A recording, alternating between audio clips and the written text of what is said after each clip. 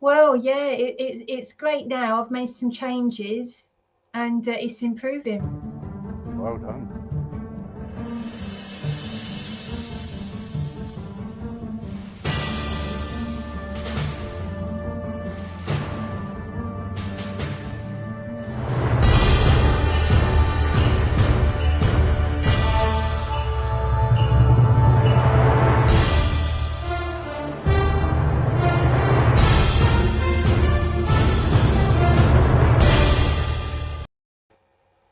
Hi, good evening. Hi, Liz. How are you? Fine, thank you. Good, good.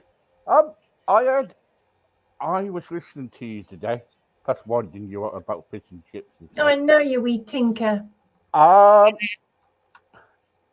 and the trouble is, I just want to ask you a couple of questions really about gut bugs Yeah. because I'm not joking you. Please don't think I'm winding you up. I'm getting this. Every time I eat food and everything, I either kind of like want to go toilet or kind of like I get wind. Mm. I get plenty of wind. Why is that something to do with the gut bugs in you? It's what Yeah, you well, eat. it's kind of it just all depends. I mean, obviously, I don't know the ins and outs of it really, but certain foods contain fibers which our bodies sometimes find difficult to break down. Right, So this food moves on down into the colon, and the gut bugs have a field day, have a complete feast on these fibers, and that produces these gases which can cause the bloating and bottom burps. right, okay. Because I tell you what, I've really suffered with. I've been really suffering with it. I don't know if it was like gas. Is it gastritis? Is it? Well, it might be without knowing, the ins and outs and detail. Yeah, yeah. Um, But is it the foods I'm kind of like trying to? Is it something to do with the foods that I'm eating? Then yeah, it could well be. It could also be a gut bug imbalance as well, and you've got more of the, and it depends. It just totally depends on what it is you're eating. So our gut bugs love sugar. They love to consume on the fibers from grain-based products as well. So if your diet is high in sugar and it's high in grain-based products such as bread, pasta, rice, those fibers feed the bad gut bugs and they proliferate over the good guys. You've got an imbalance. Um, the digestion, that I mean, these gut bugs, they feed off of these fibers, and the byproduct of that is a gas. So the gas can accumulate and cause problems. So you've got a gut bug imbalance plus the fibers causing an issue as well. So that can be very uncomfortable. yeah, yeah. And also, I tell you what's been happening as well is like what I've been hearing lately is like if you eat a lot of starchy foods, sometimes that can give you a problem too. Is that right? Yeah, it's true. Yeah, it's the fibers. Yeah, because the grains are starchy foods, and yeah, so there are also a group of foods known as FODMAPs, FODMAPS, and that basically these are fermentable fibers which are really hard to break down, and you've got all sorts in there. So onions and garlic may be troublesome for one. Apples may be troublesome, and obviously Apples. There's apples. apples. Yeah, it may be the I thought fruit's good for you. it is, but sometimes, there are components of fruit that are troublesome for us, compounds in these foods, because these foods don't really want to be eaten, never to grow again. So, they've got their own kind of built-in defense mechanism. It's like nightshade. So, peppers are notorious for this, and potatoes, they've got their own built-in defense mechanism. So when you eat it, it has a reaction. You know not to eat that food again. So nightshades can be a problem. Nuts and seeds can be troublesome, problematic for some. How about Oh, bananas? I don't know if there have been any issues, and they're certainly allowed on the very strict diet specifically for gut health. So I haven't heard of bananas being particularly troublesome. Right. But they are high in fructose, and you're not really supposed to be having too much fructose on a daily basis, because that's not how we are supposed to consume fruits. Fruits are seasonal, and we're not supposed to have, a glut of fruit every day of the year, which we can have, but we're not really supposed to eat fruit like that. When I was at boot camp, the person who was looking after us, she said, "It's good to have banana on your cornflakes or your Weetabix." And I'm thinking, right, okay, yeah, okay. And people say, "Oh yeah, you can eat so much fruit you want." You know, what is the truth? Because we get told by that person, get told by that person. Yeah, fruit should be minimal, because when you think back, I mean, because I'm a primal health coach, Yeah, yeah, yeah, and yeah. that's all about ancestral living. So when you think back to our ancestors, they didn't have an abundance of fruit every day of the year. They ate it during the summer months, or if the, autumn fruits, so it would be minimal, but only for a short period of time. Whereas today you've got any fruit you want at any day of the year, and it's too much fructose. So only around about 20 grams. So it's not much, a couple of pieces of fruit maybe, because with the fructose, it actually, I can't think of the words, messes with your hunger hormones. It can also cause, and get this because you would never think it can also cause non-alcoholic fatty liver disease because of the fructose content. The liver No.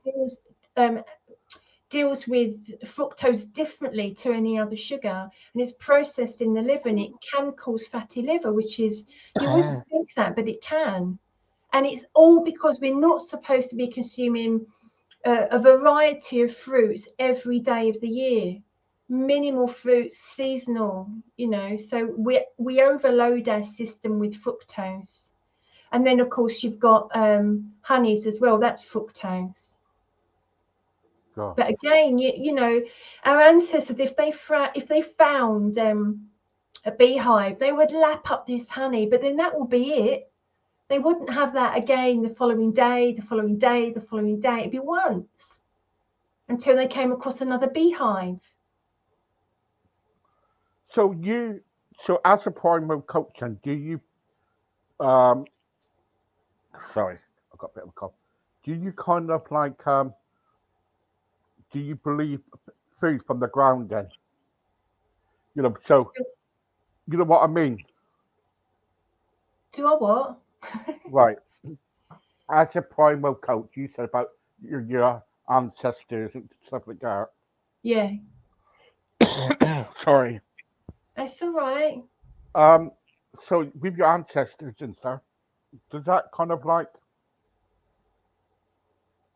um Did you what I say mean eat is off the land? yeah, Yeah, pretty much so. So you would eat, your protein would come from an animal source, and ideally, from nose to tail, all the bits in the middle as well, like the organ meat, if you can stomach it. I know it's, some of it's quite unpalatable for some people, but to eat the animal from nose to tail, it means you get all the vitamins and minerals and the collagen, which we don't get in our food now. We don't, we're told don't eat the skin, it's bad, it's unhealthy, it's fattening.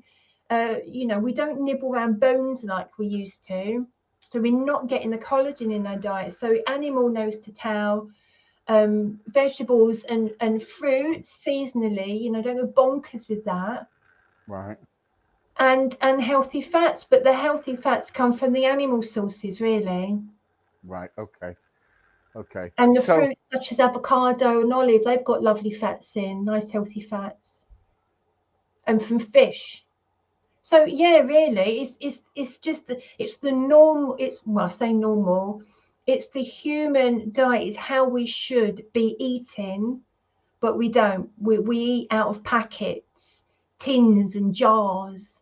You know, it's highly processed. So a primary culture like yourself, you believe that eating from the kind of like the land, then do you? Yeah, in a sense, yeah. We have our own allotment. We've got spuds and butternut squash, apples growing off the tree, but the apples have gone now. They're finished growing. So that's the end of the apple season. So no more apples. But all I need to do is go to the supermarket and buy a bag load. You see, so Right. it's all seasonal stuff. Okay. So say if someone wanted to kind of like join one of your plans, what do they need to do, Liz? Well, ideally, I always encourage people to come into my group so as they can catch me in there. They can join my Thursday night live at 5. They can get to know me. They can get to know how I work. They can introduce themselves. Anyone can ask me anything they want in the group.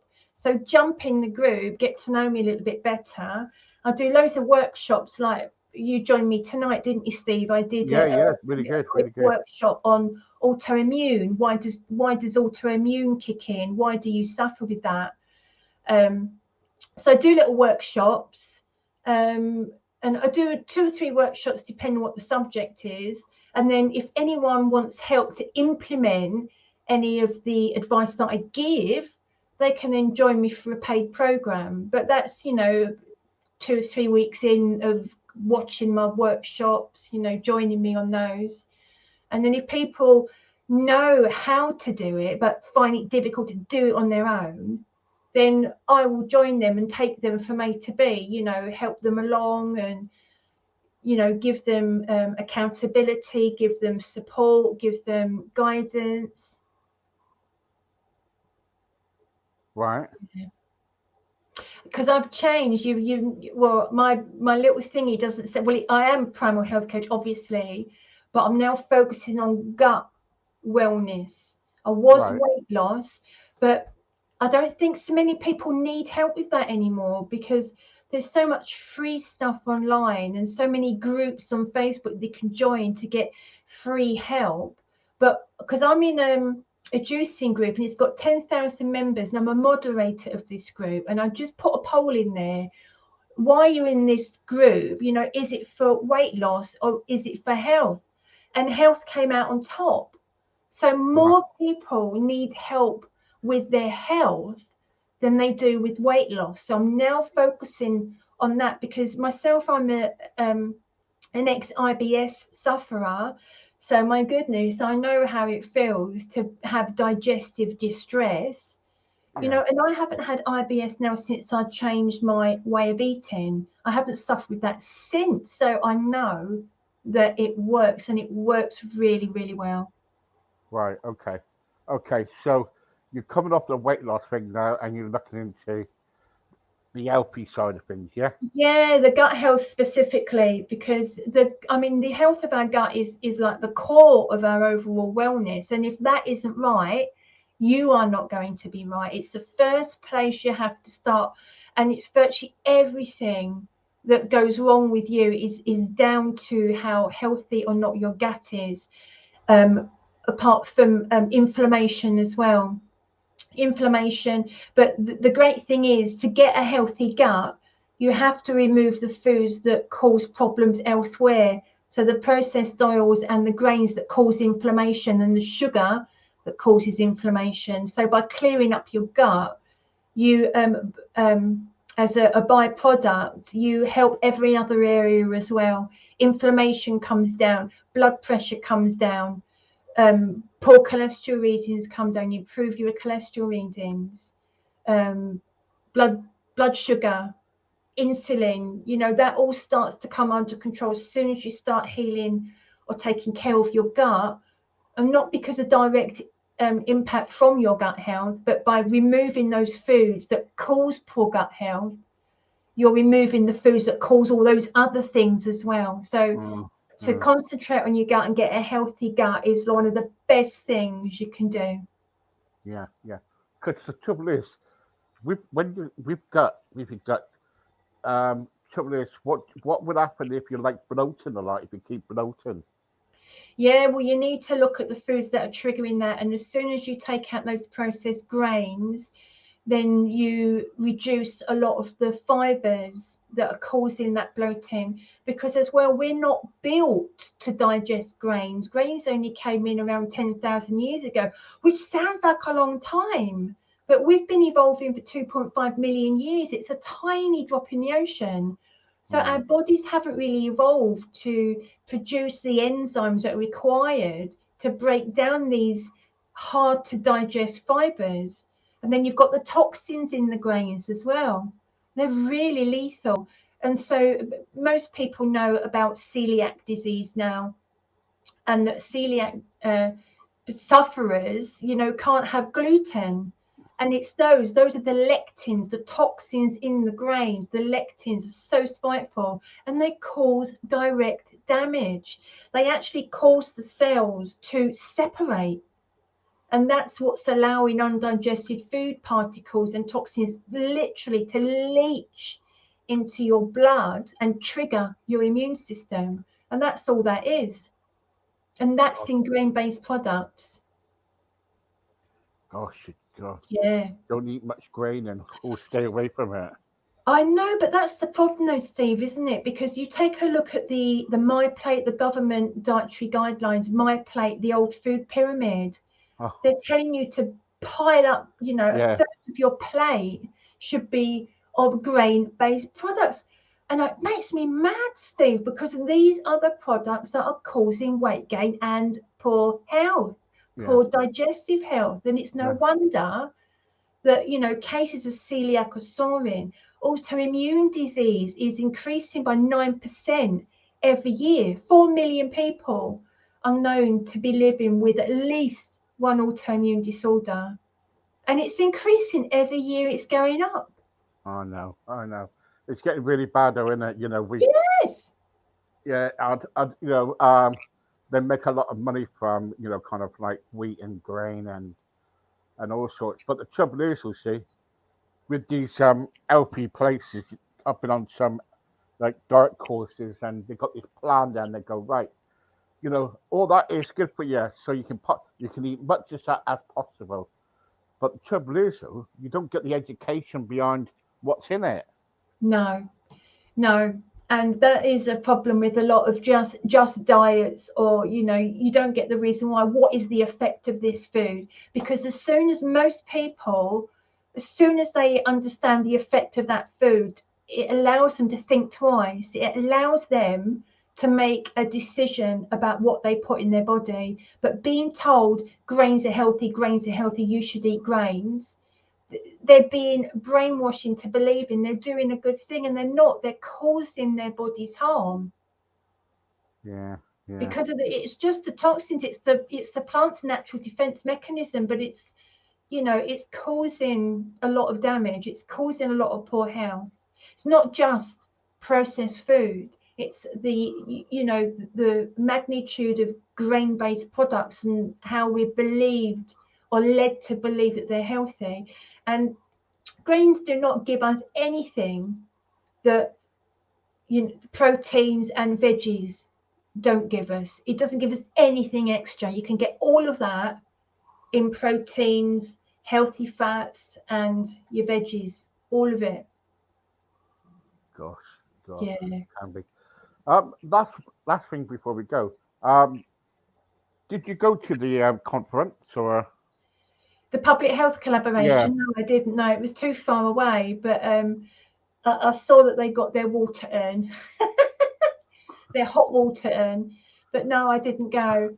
I think when things get a little bit more easier out there, I might go one year, and it'd be good to see you there as well, Steve, because we're both ambassadors for public collaboration. Yeah. So it'd be good to meet you and to go to that. And it's a fantastic cause.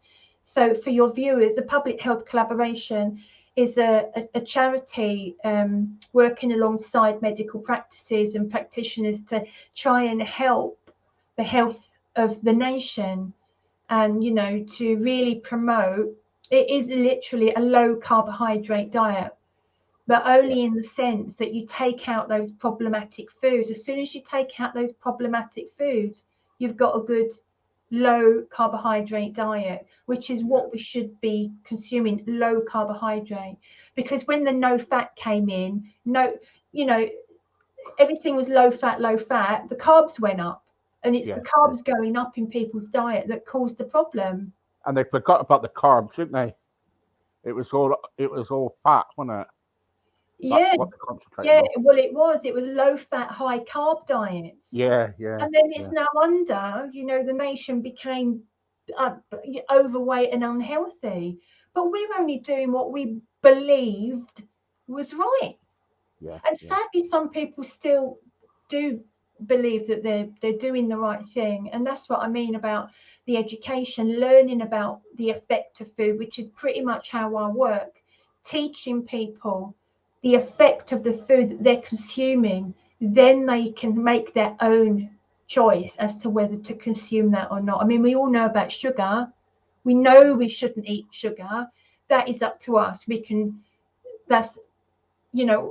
We're informed about that. We know about that. That's our choice. But with the grain-based products, we're told they're healthy. We believe they're healthy, so we eat them. But we don't know the other side. Yeah, they may provide vitamins and minerals, but not over and above, a wide variety of, like I said, veggies and fruits and proteins. Yeah, you gotta be careful what you're eating. It's hopefully I'll be getting something sorted out since I've gone off track, man. Yeah, we're going to work together, aren't we, Steve? Oh yes, we are definitely. Help you feel better. Better. Gosh, at the moment it's. Yeah. But anyway, guys, thank you very much. Don't forget to contact Liz if you did contact her, because she's a lovely person and I've known her quite a while now. And we've been nattering. Oh gosh. Oh, blimey, Steve! It must be at least 2-3 years now, isn't it? Yeah. Really good. Don't get to contact Liz, because I tell you what, this woman, she knows her stuff, and I tell you what, Thank you. She is really, really good. And I remember her the first time when she came on, when I was on that rubbish program. I was really upset. And she came along. She said, don't have nothing to do with it, and we didn't in the end. So I've got to thank you for that. But the trouble is, the trouble is, we all make mistakes, Liz, and we just got to learn from them, haven't we? Do we just? Yes, of course. Hey, so guys, don't forget, if you're listening out there, make sure you go to Liz, because don't bother about Slim the World. Can I mention my Facebook group? Yep, you can mention anything you want, mate. Yep. Yeah, so if people jump onto Facebook and just do the search for Feeling Fantastic with Food, then my group comes up. It's also got like a subtitle, Bust the Arse out of bloating, IBS and autoimmune. Yeah, bust the arse out of bloating, IBS and immune. But if they just search for Feeling Fantastic with Food, then that should come up. Okay, brilliant. Really good. Thanks, Steve. That's a really good title, that, isn't it? Bust the Arse. Yeah. Really I know. I thought, oh, well, go for it. Yeah, you got to go for it. Some people might not like it, but then, when they come into a group and they see me and the way I talk, if that word offends them, then they're not going to like me in the group. So the trouble is, the trouble with you, you come out, you tell people as it is, and that's what I love about you. You know what I mean? Yeah. I try and just say it as it is without any fancy words. There's a lot of people out there. Terms. Yeah, of course they are. Anyway, love you, Liz. See you soon. Thank you. Bye, Steve. Bye, Shell. Bye, guys.